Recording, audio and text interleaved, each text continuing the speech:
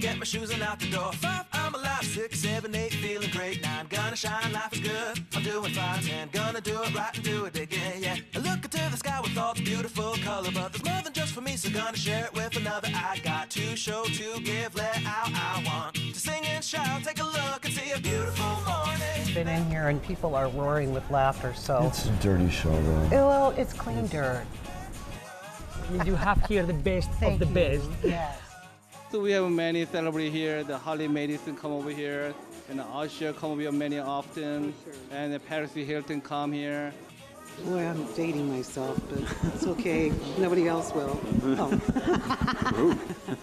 That's so Vegas.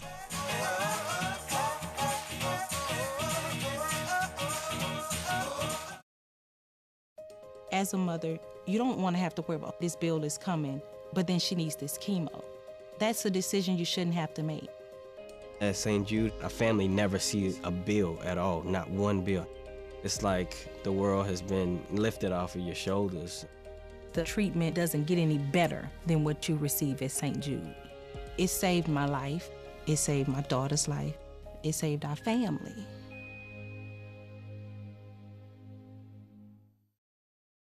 Welcome to That's So Vegas. I'm your host, Christine McKellar, here in the Las Vegas Arts District in the fabulous downtown Las Vegas area. I have a very special guest today, writer, producer, director, groundbreaker. I just could go on and on. Mr. John Barbour, it's a pleasure to have you here on the show. And you're here to talk about a passion of yours that you've had for about 40 years. You're a storyteller, you're a truth finder, and you're about to premiere a very incredible documentary in Hollywood in the next week or two. Would you like to tell our viewers the name of the documentary and what the content is? The documentary, Christine, is called The American Media and Second Assassination of President John F. Kennedy. But first off, I want to say, almost every afternoon, my wife turns on those girly lady talk shows on the networks, ABC, NBC, CBS, The Talk, all of them. Not one of them has an opening as imaginatively put together as the opening of your show. So I would like to compliment you. Thank you. And again, thank you for having me on your show. And if you would like to know a little of the history of how I got involved with Jim Garrison, I'd be more than happy to tell you. Quickly, for those who aren't familiar, the younger audience, tell us his role in the Kennedy assassination. Well, first of all, I want to say for the younger audience, the movie, The American Media and the Second Assassination of President John F. Kennedy, is extremely topical because it talks about the fake news that infests our media today. Nobody knew it existed in 1963 when John Kennedy was murdered by what Jim Garrison said was an element of the Central Intelligence Agency, but he ran into the fake news when he was investigating the crime which he had solved. And part of the proof of the fact that he solved that, when he arrested Clay Shaw, he announced to the world he had solved the crime. As a result of Oliver Stone's brilliant film JFK in 1993, Congress was forced to pass the Assassinations Act. They accidentally or on purpose released a single document because it was just an element of the CIA that murdered him, right? So it wasn't the entire apparatus of the CIA. It was just the element at the top involved with the anti-Castro faction, okay? This document, dated 1967, which is seen 3 times in the documentary, instructs the Central Intelligence Agency to give aid to Clay Shaw in his trial in New Orleans. Otherwise, Jim Garrison would win that case and get a conviction of Clay Shaw in the conspiracy to kill John Kennedy. Jim Garrison was not after the conspiracy case as much as he was the perjury case. Now, how I met him, in 1970, I accidentally ended up creating AM Los Angeles. I had been a stand-up comic, and in those days, America was entirely different.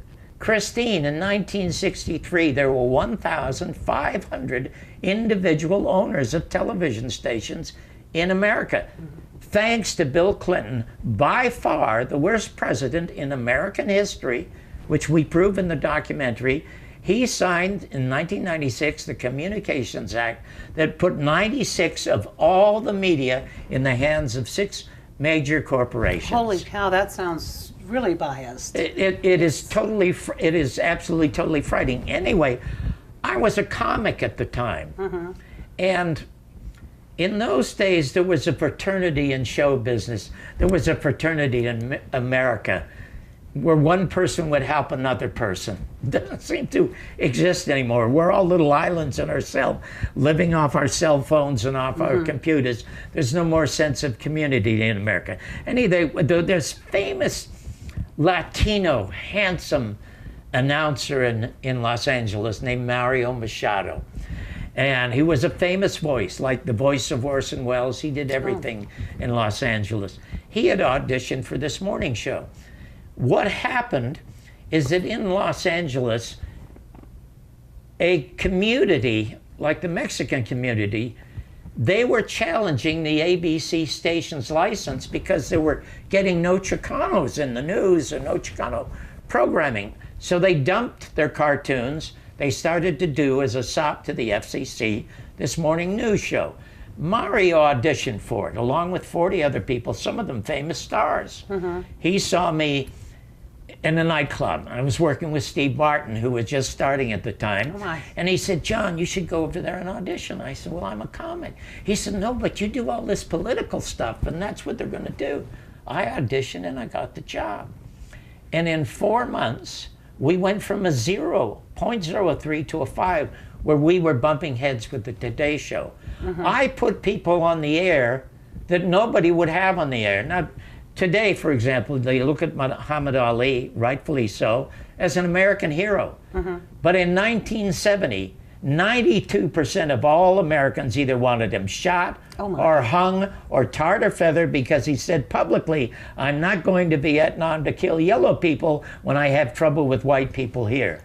Jane Fonda, who was known as Hanoi Jane. Yeah, I remember that. Put Jane on. We had unbelievable people on the air. When I had Reagan on the air, because of equal time, I had to have a Democrat, I had to have a socialist, I had to have a Nazi. I'll tell you. A Nazi? Anybody who could get 5% of the vote was allowed equal time. That's what television and radio was like then. That was great, though, wasn't it? That gave you equality. It was great because you know what? You could not pontificate. Right. But what Clinton did by destroying all that, he allowed the birth of the Rush Limbaughs and the Hannitys and the guy that just was fired from Fox, Billy O'Reilly, okay, for sexual harassment. That would have never existed then, because if you put on these propagandists for the war machinery, the military-industrial complex that runs the country, the industrial complex that Eisenhower warned us about in his farewell speech, you would have to then give another hour, equal time, to a liberal or a progressive or a radical. They didn't want that in America. Full spectrum. We're going to have to take a quick break. We have a segment. And a quick shout out to the Red Roof Inn. That's my sponsor. They're in Paradise across from the Hard Rock. We'll be right back. We're just getting on a roll here and I want to hear more. Don't go away. We'll be right back.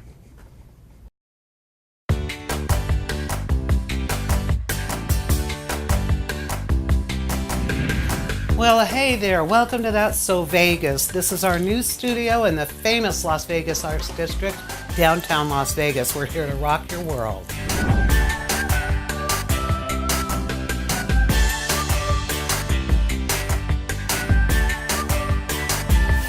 And I was going to ask you how it felt to be breaking good here at the Bellagio for the National Center. What you did. Your last CD was My Secret Life. I wanted to ask you what your secrets were. Tune in and turn on with us in downtown Las Vegas. This is where the action is, and That's So Vegas.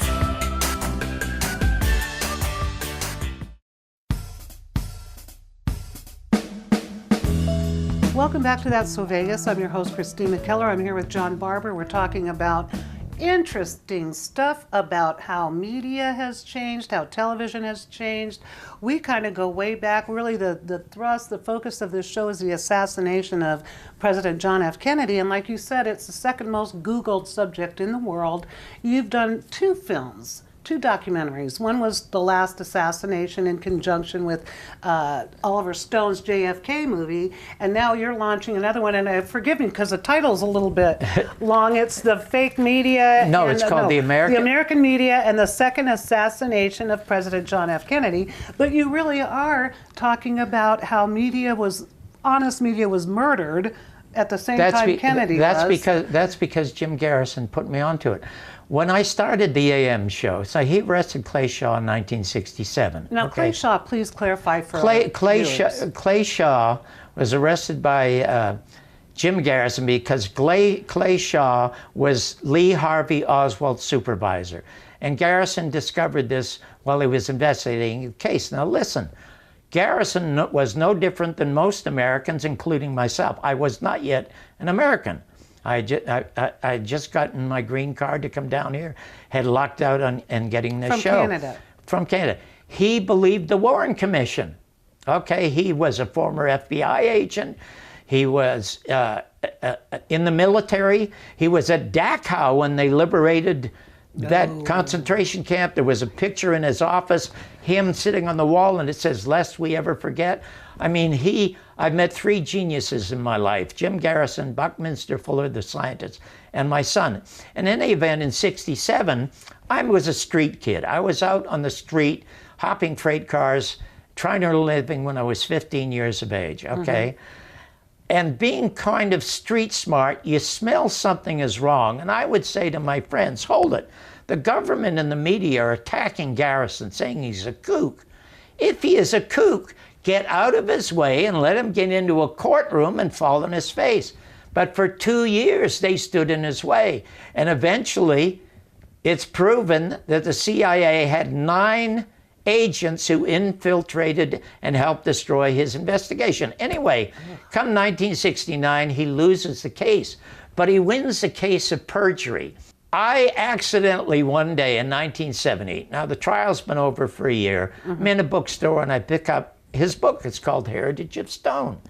Christine, I'm standing in the bookstore, Edmund's bookstore, I remember it on Hollywood Boulevard. I open it up and I start reading. I have to read stuff that I never heard from the media.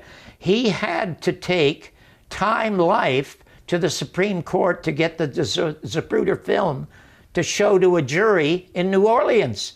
They would not release it. Well, the courts ruled in his favor, so people saw the Zapruder film. But if they didn't see the Zapruder film, in 1963, the day after the killing, the man who became the $8 million man, the voice of CBS News, Dan Rather, got on television. He said the bullet hits him in the head and his head goes violently forward. Well, people didn't know that wasn't the case because they weren't allowed to see the Zapruder film. They didn't see it until 1975 when Geraldo showed it on the air. Anyway, I read also that a doctor named Zink, the only forensic pathologist who was there for the autopsy, is brought down to testify that the bullet hits in the back. He's brought down by the defense team. In cross-examination, he has to admit they don't perform any autopsy because General Curtis LeMay, and the place was filled with generals, prevented the autopsy. None of this was known. Now get this about 2 things that Garrison did that were so important. One of them had to do with the fact that Clay Shaw was into really bizarre homosexual S&M. Garrison ordered his staff, you don't talk about the man's character. We're only talking about his case, okay? And the second thing, in order to protect not only his case, but Clay Shaw, he took his evidence to a Supreme Court, a jury, they ruled in his favor. Then he went to a special 3-judge panel. Now we have on camera Clay Shaw's attorney, a fellow named Diamond. And to prove that Clay Shaw, his client, was not involved, he introduced the 26 volumes of the Warren Report as evidence in a court. The 3-judge panel ruled it inadmissible because it was never an investigation. It was only considered hearsay.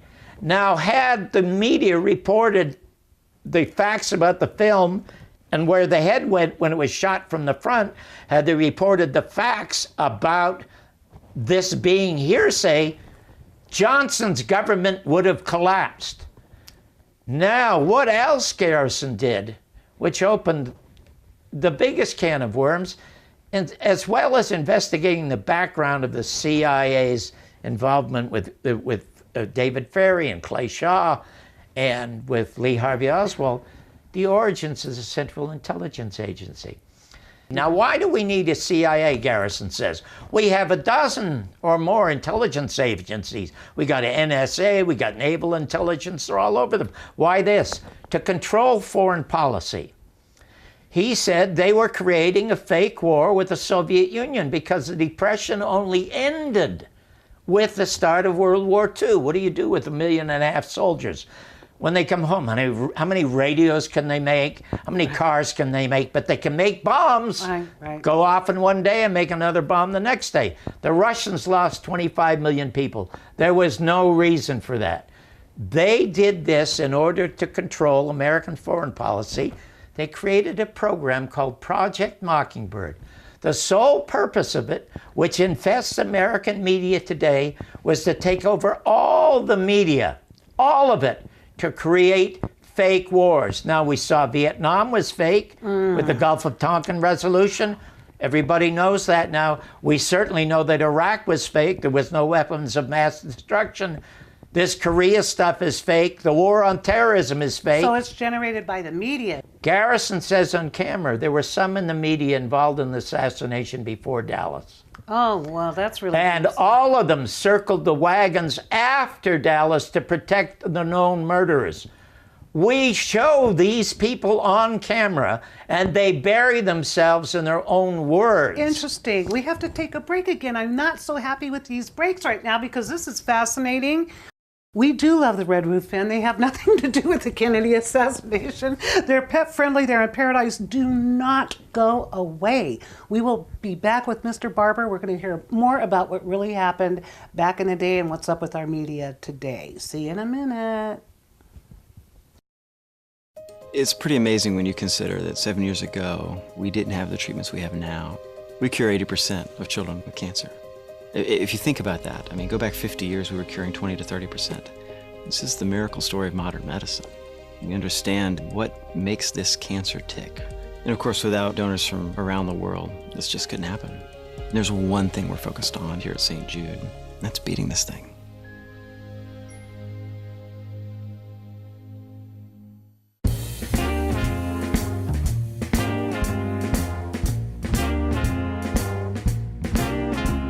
Welcome back to That's So Vegas. I'm your host, Christine McKellar. We're relating incidences about the John F. Kennedy assassination here with writer, director, producer John Barbour. When I was a child when JFK was assassinated. It's the only first time I ever saw my father cry, just walking in, and my parents were in tears. The whole world, I think, was glued to the black and white TVs back then, weren't they, John? Absolutely. And you were... I was 30 years of age at the time. My second professional job, I just concluded at the Hungry Eye in San Francisco, September of 1963, where I met my wife, who looked like Jennifer Jones, greatest tap dancer I ever saw outside of Fred Astaire. Oh. Okay, my act was built around John Kennedy. Now, you might remember Von Meter's First Family. It was the highest selling comedy album in history. It sold 5 million units in 10 days. And in the movie, John Kennedy talks about it's called The First Family, where he imitated all of the Kennedys. Oh. And Kennedy, of course, was by far the most wittiest and charming president, most intellectual president we ever had. I was so successful, I was booked back to open November 26th, 3 days after he was shot. So I remember I was standing by a swimming pool, looking at blondes like yourself and dreaming about being a star, okay? And the news comes over. Now, I'm ashamed to say I wasn't an American at the time. I did not think about the loss of John Kennedy at all. I thought about the loss of my act. I thought about the loss of my income. Now I go back to San Francisco, open November 26th, and the place is dead. Now the following week, I'm supposed to open in Fresno in a place that holds 600 people. Well, the Hungry Eye only holds about 120, and it's empty. I'm going to go into a cavern of 600 people. There'll be an echo in there. Right. It was sold out. Oh, was it? And that's the first time that I realized that there were millions of Americans who hated John Kennedy. Because if you remember, John Kennedy was barely elected by over 50% of the vote. Well, he was Catholic, and in the day, talk about being prejudiced. So that's right. It was Catholics were not looked upon with favor. That's right. And I was stunned because the media loved him, and they loved Jackie. I mean, look at the I had to look at. So. No, I was going to say I had to look at scores and scores of speeches of John Kennedy's, and you compare those to Donald Trump. It's like a gourmet meal against a food fight, for crying out loud.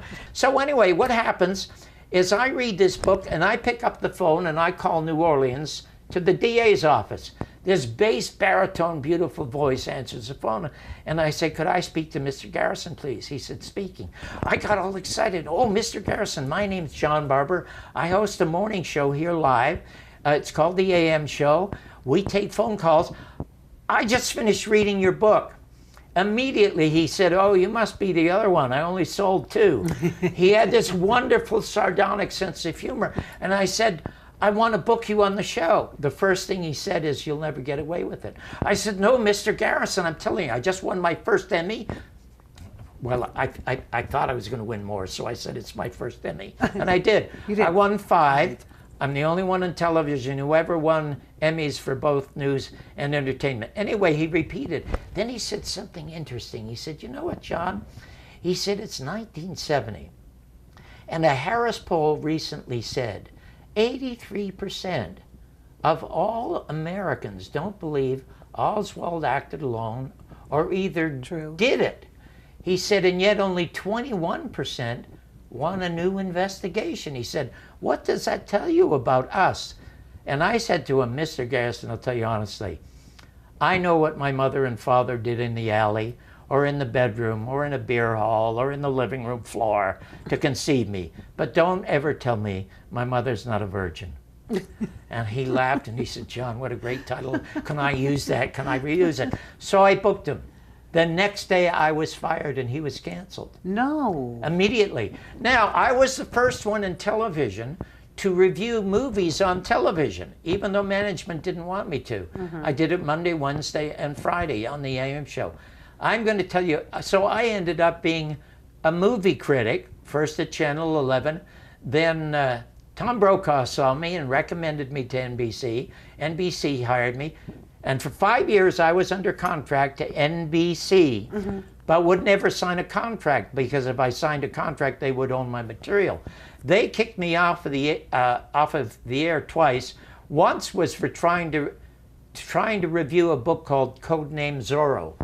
Codename Zorro was the FBI's code name for Martin Luther King. At the House Select Committee, they concluded conspiracy existed in both the killing of John Kennedy and Martin Luther King. Turned over to the Justice Department to investigate, where it's still a cold case. No kidding. So anyway, they wrote a book, Dick Gregory and Mark Lane, and it was called Codename Zorro. The news director would not let me review it because it smashed the government. And I said, hold it, we're just reviewing, talking about what the government uncovered. These people aren't attacking them. The government's talking about fact. They would not put me on the air. So I called my attorney. They fired me. I wanted to sue NBC for infringements of my First Amendment rights. And my lawyer said, you don't have any. You're an employee, but if you want to open a network or start a newspaper, you have your First Amendment right. So many people called because I hadn't been on the air. They had to put me on the air. I did the review and NBC didn't collapse. The first pilot I had at ABC. And I'm going to tell you the truth because I named names, okay? My co-host my Byron Allen I wanted was Richard Pryor. But at the time I pitched it to ABC, he was in jail because he had just punched an NBC executive because he edited and censored stories out of his really funny special, and he wasn't paying his income taxes, okay? Oh my goodness. I had a meeting with a guy named Lou Ehrlich, who was head of the programming at late night at ABC, and I said, I want Richie Pryor as my co-host. Which is interesting. And he said to me, that is never getting on this network. Yeah, they used to talk like that. They used to, and I was stunned, and I said, but he puts 10,000 asses in a seat, in the seats in Oakland. He's going to be a major star. And then he turns to me and he said, and you, in spite of your Emmys, only local, you mean crap to television. Now, I had an interview with Maury Gelman at the Daily Variety, and I said, this Canadian dropout who is unemployed at this day is going to change the face of American television with what I call the entertainment of reality. We're going to take a break here, and we're going to have you on for a second segment. Oh, so that we can finish this up. So we're going to be like a second edition, kind of similar to your documentary. Let me just give a quick shout out to the sponsor. When we come back, we're going to roll with this. That's wonderful. I Thank love it, you, John, dear. and I'm so happy you're here because you're really entertaining, and you actually, I just love these true stories that you're telling. Shout out to the Red Roof Inn on Paradise, close to the Strip and Airport. Don't go away. Actually, you are in for a special second edition of That's So Vegas. Vegas? That's a Hispanic word. That's So Vegas with Christine McKellar and writer, producer, director John Barbour. We'll see you in our next segment.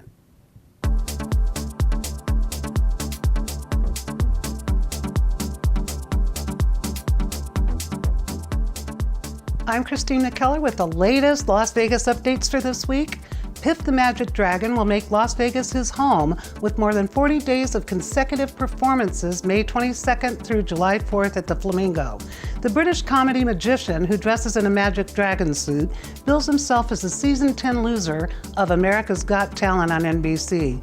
His partner in the act is the world's first magic performing chihuahua, Mr. Piffles. Ex-Burlesque at the Flamingo is celebrating 15 years as one of the city's hottest topless revues.